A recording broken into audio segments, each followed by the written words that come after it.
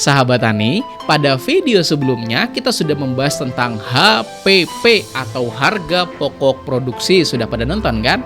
Dan di video kali ini kita akan membahas secara detail tentang persyaratan dalam mengkomersilkan pupuk organik buatan kita sendiri dan juga standar kelayakan jual dari pupuk organik cair yang sesuai dengan Permentan nomor 1 tahun 2019. Gimana? Udah pada nggak sabar mau bisnis? Jadi tonton ya sampai habis, insya Allah bermanfaat. Mari kita intro dulu. PM.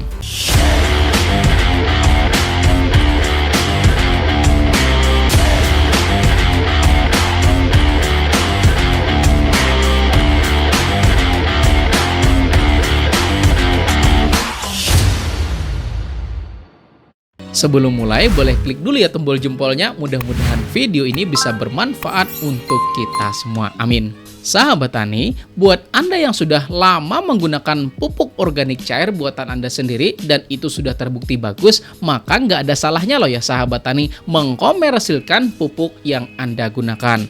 Mengkomersilkan di sini artinya menjual baik itu untuk pasar terbatas di mana pembelinya itu masih seputar kalangan Anda sendiri, misal kayak teman, kemudian kerabat, kemudian kelompok tani atau sampai orang-orang di desa Anda gitu ya sahabat Tani, sampai pada pasar tidak terbatas yaitu pemasaran untuk seluruh masyarakat Indonesia. Mungkin kendala utama dalam memulai bisnis itu apa kira-kira? Permodalannya enggak. Tetapi sebenarnya kalau kita tuh terpaku sama modal gitu terus, saya yakin nggak bakal bisa jalan-jalan, ya nggak? Padahal modal itu bisa loh buat kita cari. Yang penting kita tuh punya kemauan dan usaha serta produk yang berkualitas, yang layak dan juga siap untuk dipasarkan pada skala yang lebih luas. Nah, sebelum saya kasih tahu cara mudah buat dapetin modal, maka Anda perlu ketahui dulu pupuk organik cair yang berkualitas itu seperti apa, dan itu tercantum dalam Permentan nomor 1 tahun 2019. Dan mari kita bahas satu persatu. Pertama, menurut Permentan nomor 1 tahun 2019, definisi pupuk organik adalah pupuk yang berasal dari tumbuhan mati, kotoran hewan atau bagian hewan, atau limbah organik lainnya yang telah melalui proses rekayasa berbentuk padat atau cair yang diperkaya dengan bahan mineral atau mikroba yang bermanfaat untuk meningkatkan kandungan hara dan bahan organik tanah, serta memiliki kemampuan dalam memperbaiki sifat fisik, kimia, dan juga biologi tanah. Kedua, peraturan menteri ini tuh dibuat untuk melindungi manusia dan lingkungan hidup dari pengaruh yang membahayakan akibat penggunaan pupuk organik dan juga memberikan kepastian formula pupuk organik yang beredar di Indonesia sesuai dengan komposisi yang dia daftarkan. Ketiga, penjaminan mutu dan efektivitas dilakukan melalui pengujian yang dilakukan oleh tenaga ahli pada lembaga terakreditasi. Artinya sahabat Tani, kalau ingin melakukan pengujian kadar pupuk organik cair yang dibikin, maka pastikan tempat Anda melakukan pengujian itu sudah memiliki akreditasi. Kalau di tempat Anda ada kampus misalnya atau universitas gitu loh, maka coba aja tanyakan lab di sana udah terakreditasi apa belum. Kalau sudah, maka Anda bisa tanyakan soal pengujian kadar pupuk organik cair yang Anda ingin pasarkan, prosedurnya bagaimana, dan berapa total biaya pengujiannya, karena saya yakin masing-masing lembaga penguji itu pasti punya standar biayanya sendiri. Keempat, setelah melalui proses pengujian, maka keluarlah namanya LHP atau laporan hasil pengujian, dan laporan ini dijadikan sebagai syarat dalam mengajukan pendaftaran pupuk organik. Dan pendaftarannya sendiri itu bisa loh Anda akses sendiri melalui situs online yaitu simple.pertanian.go.id, dan persyaratan lainnya juga tercantum loh pada situs pvtpp.setjenpertanian.go.id.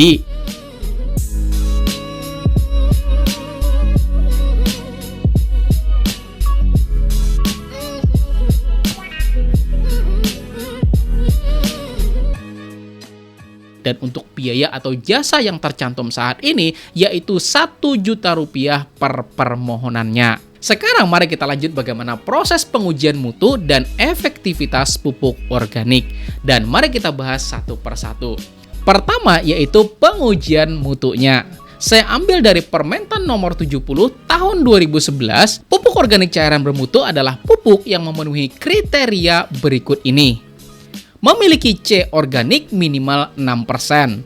Bahan ikutan seperti kaca, kerikil, plastik, dan sebagainya itu nggak lebih loh dari 2%. Minim logam berat seperti AS, Hg, Pb, dan Cd. Memiliki pH berkisar antara 4-9, memiliki kandungan unsur hara makro seperti nitrogen, fosfor, dan kalium antara 3-6%, minim terdapat mikroorganisme kontaminan yaitu E. coli dan Salmonella. Dan buat Anda yang belum tahu apa sih itu E. coli dan Salmonella, itu sudah pernah loh saya terangkan. Silahkan tonton pada video yang ini. Serta memiliki kandungan unsur hara mikro di dalamnya. Jadi artinya, kalau pupuk organik cair yang ingin Anda pasarkan itu ternyata melebihi batas minimum yang ditentukan, serta kandungan zat berbahaya itu nggak melebihi loh dari batas maksimum yang ditentukan, artinya pupuk organik cair tersebut memenuhi standar mutu yang ditetapkan.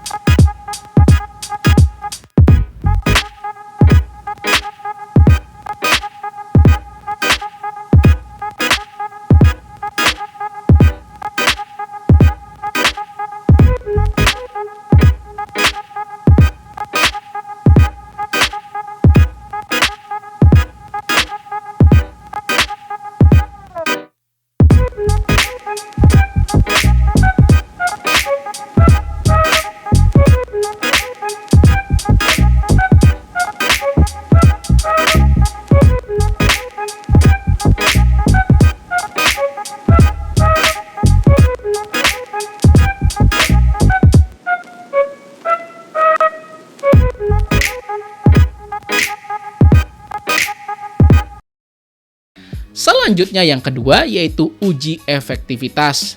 Dalam pengujian ini maka akan dibandingkan antara perlakuan kontrol, perlakuan standar, dan juga perlakuan kombinasi. Jadi dalam pengujian efektivitas ini dibuatlah 7 petak percobaan tanaman di mana masing-masing petak itu diberikan perlakuan yang berbeda.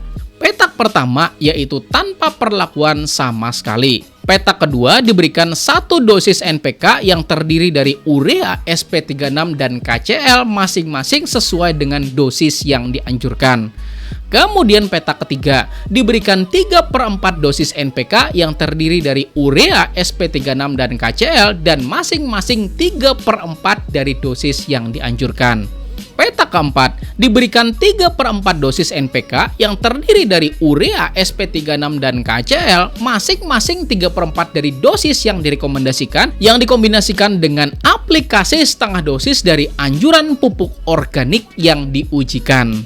Petak kelima diberikan 3/4 dosis NPK yang terdiri dari urea, SP36, dan KCl masing-masing 3/4 dari dosis yang direkomendasikan yang dikombinasikan dengan aplikasi dosis sesuai dengan anjuran pupuk organik cair yang diujikan. Kemudian petak ke-6 diberikan 3/4 dosis NPK yang terdiri dari urea, SP36, dan KCl masing-masing 3/4 dari dosis yang direkomendasikan yang dikombinasikan dengan aplikasi 1,5 dari dosis anjuran pupuk organik cair yang diujikan. Kemudian petak ke-7 diberikan 1 dosis NPK yang terdiri dari urea, SP36, dan KCl masing-masing sesuai dengan dosis yang direkomendasikan yang dikombinasikan dengan aplikasi yang sesuai dengan dosis anjuran pupuk organik cair yang diujikan.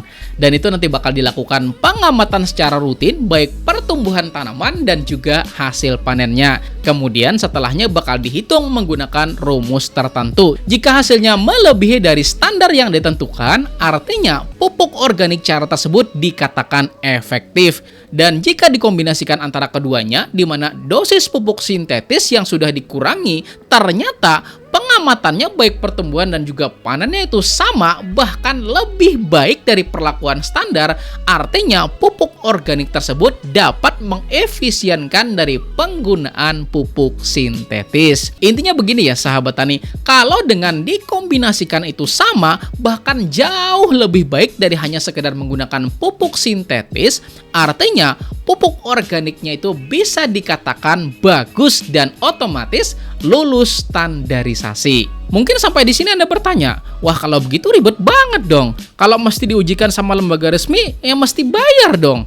Ya memang begitu ya sahabat, ini namanya juga kita mau bisnis, ya enggak? Dan ini saya bilang adalah bisnis yang sudah besar. Kecuali misalnya siapa tahu nih di dinas Anda atau di tempat Anda kayak gitu loh, ada yang bisa bantu buat program pengujian ini, maka bisa aja jadi lebih murah, bahkan bisa sampai gratis kayak gitu ya sahabat tani. Coba ditanyain atau tanya-tanya. Tetapi ingat, ini hanya buat sahabat tani yang pengen mengkomersilkan, karena kembali lagi pada tujuan dibuatnya Permentan, yaitu untuk melindungi manusia dan lingkungan hidup dari pengaruh yang membahayakan sebagai akibat penggunaan pupuk organik, dan juga memberikan kepastian formula pupuk organik yang beredar sesuai dengan komposisi yang sudah didaftarkan. Dan sesuai janji saya soal permodalan, sebenarnya modal itu nggak sulit kok ya sahabat tani. Karena saya yakin di luar sana justru banyak banget orang yang bingung gunain uangnya itu buat apa gitu ya sahabat tani. Dan coba-coba aja deh. Siapa tahu nih misalnya Anda juga punya sanak saudara misalnya yang bekerja di bank. Coba deh tanyain soal kepemilikan uang di sana. Pasti banyak banget uang yang nganggur, ya enggak? Dan itu justru dimiliki oleh segelintir orang aja. Maka coba deh ajakin kerja sama mereka-mereka kayak gitu ya sahabat tani. Tawarkan dibanding dengan ditaruh di bank yang misalnya return on investmentnya hanya beberapa persen kayak gitu loh. Mending kerja samain sama Anda kayak gitu ya sahabat tani. Dan nanti kalau sudah profit maka pemilik modal dapat sekian persen, dan Anda yang mengerjakan itu juga dapat sekian persen kayak gitu ya sahabat tani. Dan insya Allah kalau produk yang Anda jual itu berkualitas, pasti banyak kok ya sahabat tani yang mau untuk bekerja sama. Atau kalau Anda mau kredit juga bisa kok ya sahabat tani. Misalnya yang kur kayak gitu loh, yang bunganya itu murah gitu ya sahabat tani.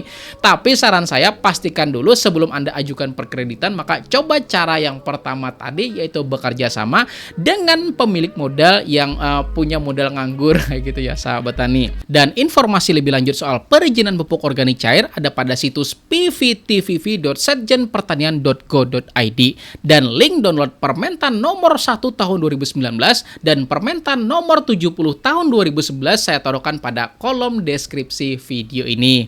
Gimana? Pupuk organik apa yang sudah Anda berhasil bikin kayak gitulah dan mau dijual?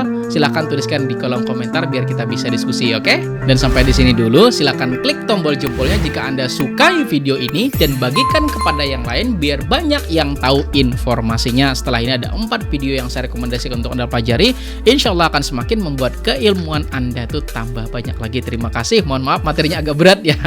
Terima kasih, saya Rizal Ansar. Wassalamualaikum warahmatullahi wabarakatuh.